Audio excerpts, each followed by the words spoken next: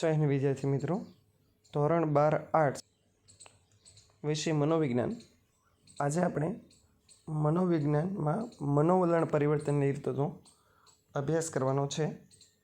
તો મિત્રો, આપણે એવું જોયું હતું કે મનોવલણ એટલે અમુક વસ્તુ, વ્યક્તિ કે પરિસ્થિતિ પ્રત્યે છે એ આપણા જે વિચાર હોય એ વિચારને શું કહેવાય છે? મનોવલણ કહેવાય છે.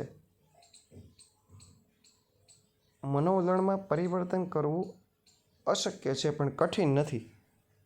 એટલે જો આપણે આપણા વિચારોમાં પરિવર્તન લાવવું હોય તો એ વિચારોમાં પરિવર્તન લાવવાની અમુક રીતો અહીંયા આપેલી છે.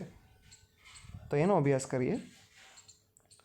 અગાઉ આપણે મનોવલણ ઘડતરમાં જોયું કે મનોવલણ એ સંપાદિત છે, એટલે શીખેલા છે. જે અનુભવ, શિક્ષણ, સામાજિકરણ, જૂથ, પ્રચાર, સમૂહ માધ્યમ દ્વારા ઘડતર થાય છે અને દ્રઢ થાય છે. કેટલાક નિષેધક મનોવલણો વ્યક્તિ, સમાજ, રાષ્ટ્ર અને વિશ્વ સ્તરે નુકસાન પહોંચાડે છે. ત્યારે સામાજિક શાંતિ માટે મનોવલણ પરિવર્તન કરવું કઠિન છે પણ અશક્ય નથી. એટલે આપણે આપણા વિચારો બદલવા હોય તો એ અઘરા છે પણ અશક્ય નથી. એટલે કે મનોવલણ બદલી શકાય છે. મોટાભાગનો સમાજ, સંસ્કૃતિના એવા ઘણા નિષેધક મનોવલણોમાં પરિવર્તન પણ છે. કુટુંબમાં માતા પિતા, શાળામાં શિક્ષકો, ધર્મ પ્રચારકો, રાજકીય નેતાઓ, વર્તમાનપત્ર, ટેલિવિઝન વગેરે જેવા અસરકારક સમૂહ માધ્યમો દ્વારા મનોવલણમાં પરિવર્તન આવી રહ્યું છે. એટલે તમને અહીં કહે છે કે માતા પિતા હોય, શિક્ષકો હોય, ધર્મગુરુ હોય, નેતા હોય, તો આ બધા ધીમે ધીમે પોતાના વિચારોમાં શું લાવી રહ્યા છે? પરિવર્તન. પછી મનોવલણમાં પરિવર્તન લાવવા માટે વિવિધ યુક્તિ પ્રયુક્તિઓ, રીતો ઘણી બધી છે, જેમાંની કેટલીક નીચે મુજબ છે. તો પહેલી છે શિક્ષણ. તો એમાં લખે છે, આપણે સહુ જાણીએ છીએ કે શિક્ષણ એટલે, આપણે બીજા પાઠમાં આની વ્યાખ્યા જોઈ હતી, અનુભવ, પ્રયત્ન કે મહાવરાને કારણે વર્તનમાં થતું સાપેક્ષ કાયમી ફેરફાર.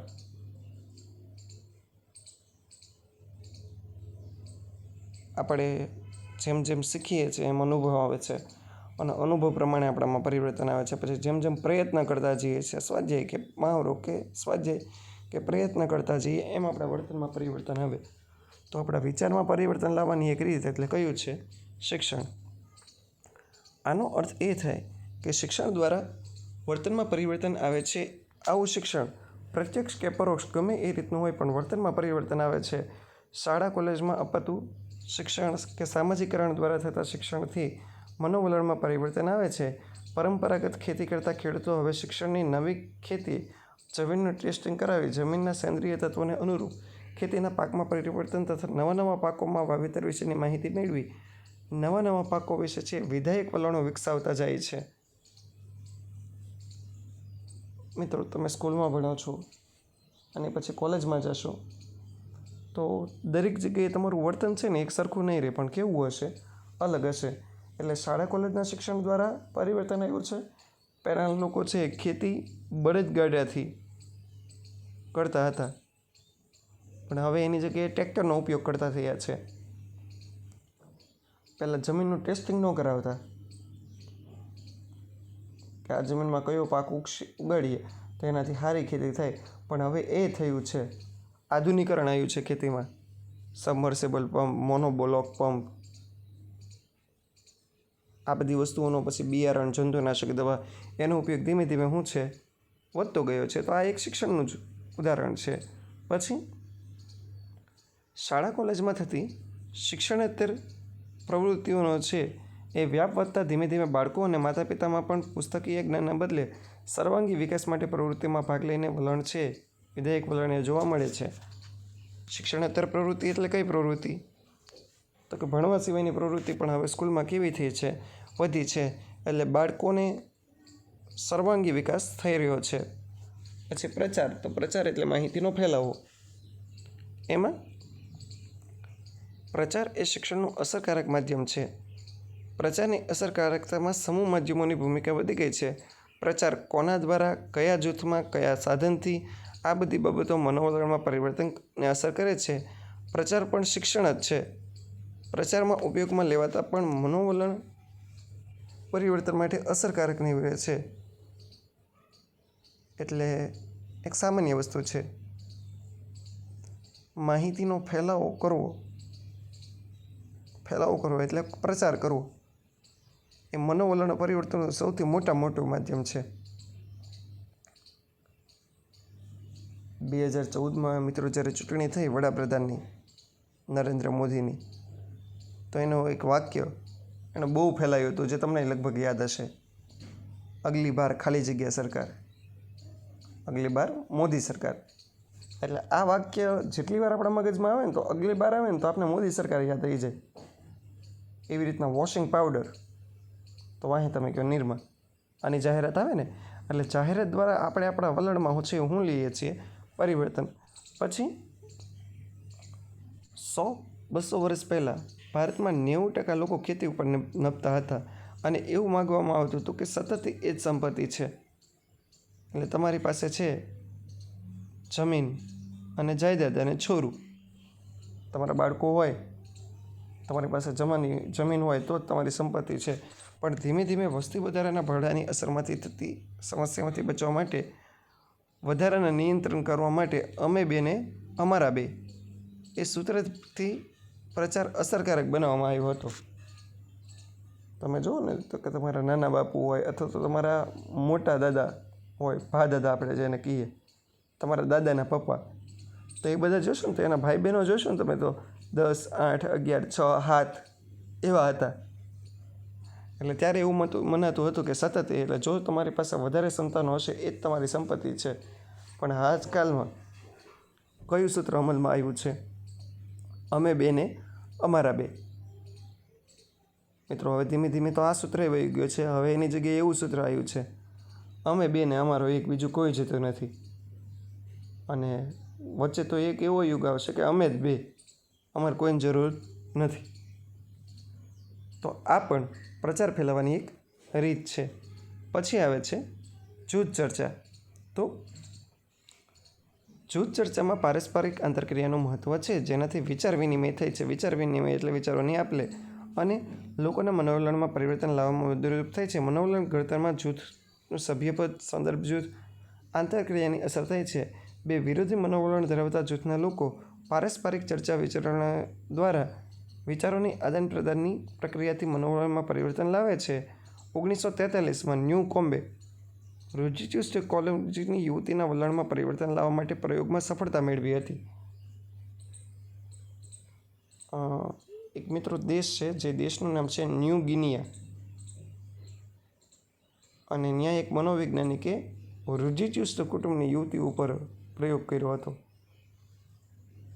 જે ખૂબ જ જૂની પરંપરામાં માનતા હોય અને પોતાની પરંપરા બદલાવવા ન માગતા હોય, તો એવા લોકોને કહેવાય રૂઢિચુસ્ત. અને એ કોલેજની યુવતીઓ છે એના વલણમાં પરિવર્તનનો પ્રયોગ કોને કરેલો છે? ન્યૂ કોમ્બે. પછી સંસ્થામાં સંચાલકો અને કર્મચારીના વિરોધી વલણમાંથી ઉત્પન્ન થતા સંઘર્ષને કારણે બંને પક્ષની બેઠકોનો દોર ચાલે, જેમાં મુક્ત ચર્ચા દ્વારા પારસ્પરિક નિષેધક વલણો ઘટતા જાય અને ઉકેલ આવે છે.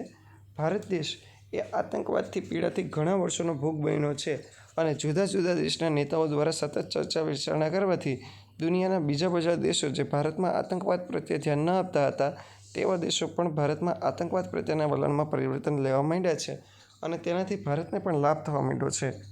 પરિણામે બીજા દેશો પણ ભારતને આતંકવાદ સામે લડવામાં મદદરૂપ થવા માંડ્યા અને આતંકવાદ પ્રત્યેનું વિશ્વના દેશોનું વલણમાં પરિવર્તન આવ્યું છે. પહેલાં મિત્રો જ્યારે 1977-78થી 1990 કે 2000ની સાલમાં જ્યારે ભારતમાં આતંકવાદીઓનું પ્રમાણ વધારે હતું, ત્યારે બીજા દેશો એમ કહેતા હતા કે અમારે આનાથી કાંઈ ફેર ન પડે. પણ ધીમે ધીમે એ દેશમાં પણ આતંકવાદી હુમલા થવા માંડ્યા ને, એટલે એ લોકો સમજવા માંડ્યા છે કે આ જે આતંકવાદી પ્રવૃત્તિ છે એ ખોટી છે અને તે લોકો એનો શું કરે છે? વિરોધ કરે છે. અને છેલ્લો મુદ્દો છે કાયદા દ્વારા પણ મનોવલણમાં પરિવર્તન લાવી શકાય છે. એમાં માનવી અનુભવ, સમજણ, ચર્ચાથી કેટલીક વાર વલણમાં પરિવર્તન કરવા તૈયાર ન હોય, ત્યારે કાયદો એ મનોવલણ પરિવર્તન કરવા માટે અસરકારક સાધન છે. ભારતમાં જેવા વિવિધતામાં એકતા ધરાવતા દેશમાં હજુ પણ ઘણી એવી પરંપરાગત રૂઢિ રિવાજો છે, જેમાં લાંબા સમયથી પરિવર્તનની પ્રક્રિયા ચાલુ હોવા છતાં તેમાં પરિવર્તન આવ્યું નથી. અને તેવા સંજોગોમાં કાયદાના ભયથી લોકોમાં પરિવર્તન લાવી શકાય છે. મિત્રો, આપણા દેશમાં જેટલી વિવિધતા છે ને એટલી વિવિધતા વિશ્વના કોઈ ખંડમાંય નથી, એમ કહીએ તો ચાલે. એશિયા સિવાય અનેક ધર્મ, અનેક જાતિ, અમુક રીતિ રિવાજો, આ બધું એટલું જકડાઈ ગયેલું છે કે જેમાં પરિવર્તન લાવવું બહુ કઠિન છે. તો એવી ધાર્મિક રૂઢિ રીતિ રિવાજોમાં આપણે શેના દ્વારા પરિવર્તન લાવી શકીએ છીએ? કાયદા દ્વારા. એક ઉદાહરણ આપ્યું છે અહીંયા તમને કે ધાર્મિક રૂઢિચુસ્ત લોકોમાં ધાર્મિક વિધિ, ધાર્મિક સ્થળો, સ્ત્રીઓનો પ્રવેશ, પૂજા વિધિમાં ભાગ લેવા પર નિષેધક વલણો હતા. 2016ના સુપ્રીમ કોર્ટના ચુકાદા દ્વારા સ્ત્રી પુરુષને સમાન કાનૂની હક, ધાર્મિક સ્થળોએ પ્રવેશની મંજૂરી, જેના કારણે પુરુષો, ધર્મગુરુ, સ્ત્રીઓ પ્રત્યે પૂજા વિધિ બાબતમાં નિષેધક મનોવલણમાં ધીમે ધીમે પરિવર્તન આવ્યું છે. પહેલાં એમાં એવું હતું કે આજે હાલની તારીખમાં એ છે કે કેટલાક મંદિરોમાં ભાઈઓને પ્રવેશ કરવા દે છે પણ બહેનોને પ્રવેશ કરવા દેતા નથી. જેમ કે શનિદેવ છે ત્યાં, તો એ લોકોએ છે ને કોર્ટમાં કેસ કર્યો, હાઈકોર્ટમાં, અને કેસ જીતી ગયા. તો કેસ જીતવાના કારણે હવે એ લોકોને મંદિરનું જે ગર્ભગૃહ આવે, મૂર્તિ આવે, કે મંદિરમાં પણ જે જગ્યાએ કોણ પ્રવેશ કરી શકતું હોય, ભાઈઓ પ્રવેશ કરી શકતા હોય ત્યાં કોણ કરી શકે છે? બહેનો પણ કરી શકે છે. એટલે છેલ્લે કાંઈ ઉપાય ન હોય તો મનોવલણ પરિવર્તનની કઈ રીત, કાયદો છે એ ઘણું ઉપયોગી છે. હજી ઘણા બધા સમાજોમાં એવા કેટલાક નિષેધક મનોવલણો છે જેમાં પરિવર્તન લાવવું જરૂરી છે, જે દિશામાં મનોવૈજ્ઞાનિક, સમાજ સુધારકો, શિક્ષકો, રાજકારણીઓ વગેરે દ્વારા કાનૂની પ્રયત્ન કરવામાં આવે છે. તો મિત્રો, અહીં 4 મુદ્દા પૂરા થાય છે. લેશનમાં તમારે મનોવલણ પરિવર્તનમાં જૂથ ચર્ચા અને કાયદા લખીને મોકલવાનું રહેશે. જય હિન્દ.